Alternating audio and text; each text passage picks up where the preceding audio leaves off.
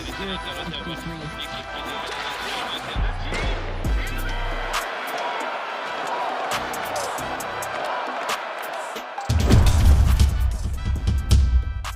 there and welcome to this bonus episode of the Gazette's Hockey Inside Out show. I'm Stu Count of the Gazette with my regular partners here, former Canadiens teammates and 1986 Stanley Cup champions, Rick Green and Chris Nyland. Well, this bonus episode question comes from a viewer who goes by the handle at SuperGujon4776. Anyways, he asks, should the Canadiens reach out to Larry Robinson to come in as a defense coach or a consultant? He adds, Larry's an experienced coach, Hall of Fame defenseman, and a winner. What does Montreal have to lose?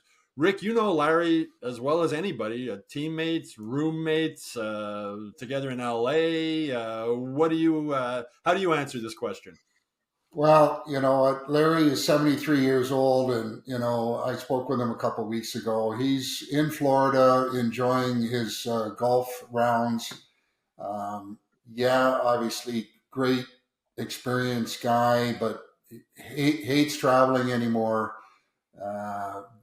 Would he consider a coaching position? I can't speak for him, other than I know that he's not really interested in something like that. Consulting might be something worthwhile asking about, but does he want to do anything like that at this stage of his life? I'm not sure, but it's a legitimate guy from the standpoint of bringing a really nice record of success, if you will, with a guy like that. But I don't foresee him getting back in the game, just enjoying his years right now in Florida. What do you think, Knuckles? Yeah, I got to second that with Rick. Consulting, maybe. I think, honestly, his voice in the room in helping young players, especially defensemen, would be just a great asset to this organization. Listen, I remember Larry put down on a sheet of paper once when I was going into New Jersey, and he gave it to me. Things, do's and don'ts for defensemen. And they were just really good, valid points, stay on your feet, positioning, all sorts of Larry's do's and don'ts. And it was really informative for me, having been a forward. Now I'm in New Jersey coaching defensemen, trying to coach Scott Stevens. That's like, fucking cement head and a half there, fucking booga booga. He reminds me of Gronk, but not funny. Meathead.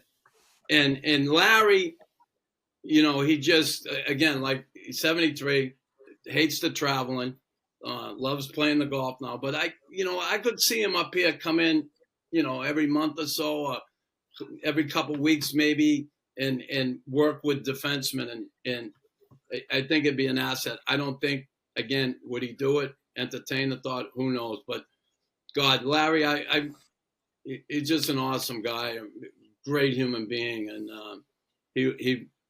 I think that ship has really sailed, though, as far as Montreal. They had to have got him when he was younger. That's for sure. Yeah, I spoke with Larry, I think it was about a year ago. And I mean, the same thing, Rick. He said, he doesn't like to travel anymore. And he has no interest in getting home from a road game at 2 a.m. and getting up at 6:30 to go to the rink for practice the next day. But the consulting position, I mean, he was a consultant with the St. Louis Blues when they won the Cup in 2019. It's something he might be interested if Marty St. Louis had any interest in reaching out to him, or Kent Hughes. But, the Habs missed a big chance to hire Larry as an assistant when they hired J.J. Daigneault instead before the 2012-13 season. I think Michel Therrien at the time was afraid Larry might want to be breathing down his neck as a head coach, but I don't think Larry told me he had no interest in being head coach in Montreal. He didn't want to talk to guys like me and media guys every single day. But Rick, you were his assistant in LA. What made Larry such a good coach? He was just like everybody that knows him, just a good guy, and straight shooter, and there's no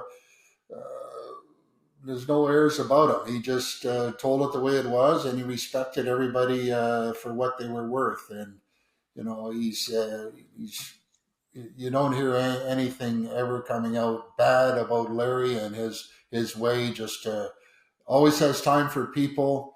His heart's in the right place, and he's a great friend. And I just I hope that he enjoys these years. And you talk about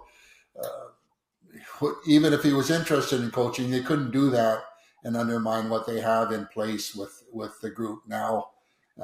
So let Larry just do his thing and enjoy his years at this stage. Yeah, and you brought up, Stu, about JJ Daniel. Come on, Bergie was here then. There's no way he was going to have any Hall of Fame defenseman coming in and telling his players how to play. Yeah. He didn't even want any non-Hall of Fame players around the dressing room or in the building when he was there. So, well, I've often wondered if things might have worked out or turned out a little differently with PK Subban if Larry Robinson had been coaching the defense. Larry might have been a guy who might have softened PK's personality a little bit. Yeah, I don't know if he could have done that. The only way you could have done that is gag PK and tape him up and put him in a straitjacket. There's just no way. I don't care who you are. You never quiet that kid. Either you guys, you got a favorite Larry Robinson story you can share? Greeny? Didn't you guys just go rollerblade in LA together or something?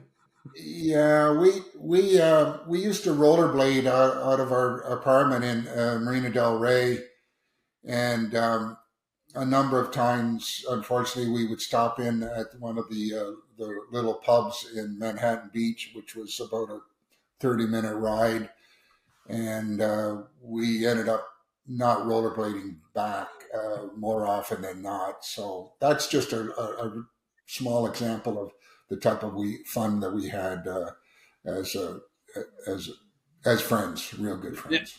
Yeah. Big Larry with me.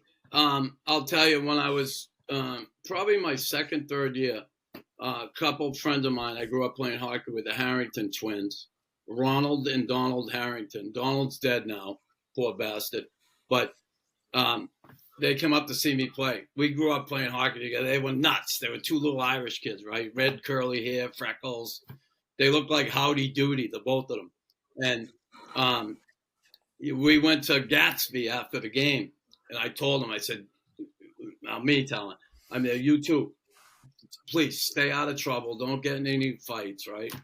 Sure enough, I'm talking to someone. Someone comes running up to me. Hey, Chris, your friend are outside. It's a bad fight. I come outside, the one kid, he split wide open, his eyes shut, and the cops are there.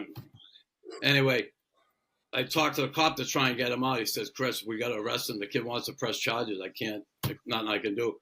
This is Saturday night.